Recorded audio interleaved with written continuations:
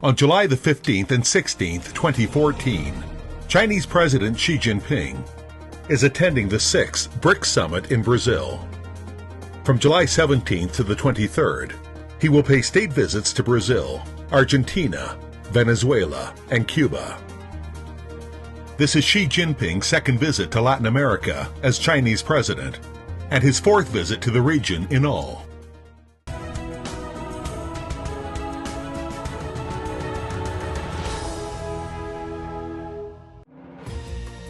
On June the 5th, 2013, during a speech to the Senate of Mexico, President Xi used an old Chinese saying, "As distance tests a horse's strength, time reveals a person's heart."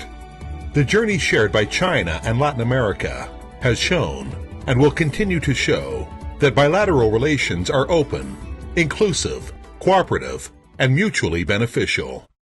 We've seen that our countries has becoming major trading partners with China, and China is becoming a major foreign investor in our countries, and the political relationship with both countries, with China, Argentina, or China, and most of Latin American countries has been growing very, very fast. So we've seen this in the past. Argentina is an example that has benefited tremendously of the development of China, economic development and social development of China. But of course, we have good relations, political good relations, and we are countries which are very good friends with the same interests, because we are developing countries and emerging economies.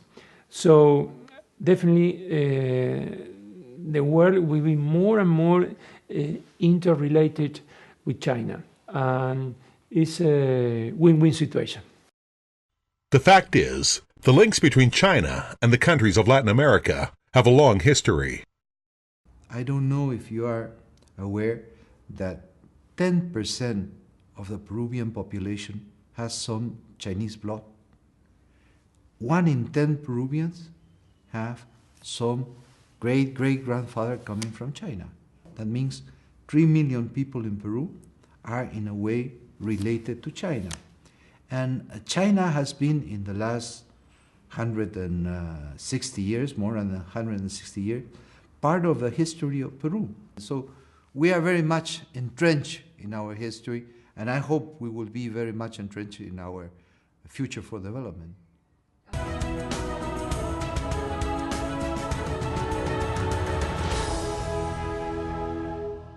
In the past year, two phrases have been frequently heard in both China and Latin America, namely deepening reform and economic transformation. As developing economies, the countries of Latin America and China share common goals. And we see similarities, between Argentine economic policies from Cristina, our president, and the policies, from Xi Jinping, and the new leaders of China. And it has to be related that with the need that we understand that we are both developing countries.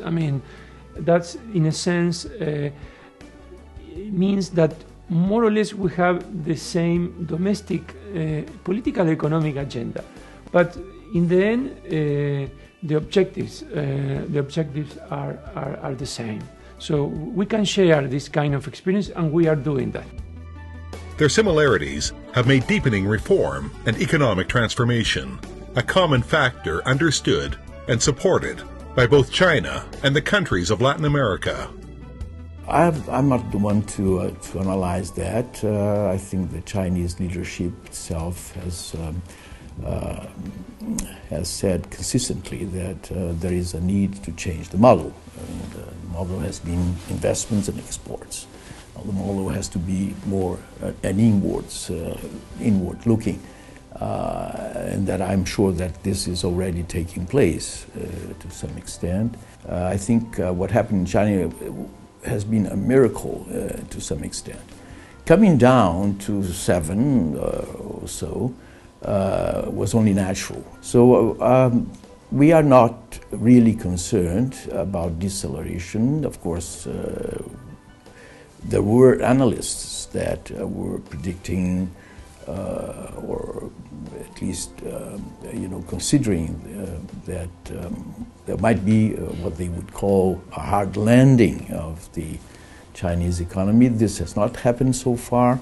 This is an equation that China has to make sure it's well balanced, and probably balance would be somewhere in the range of 7% a year.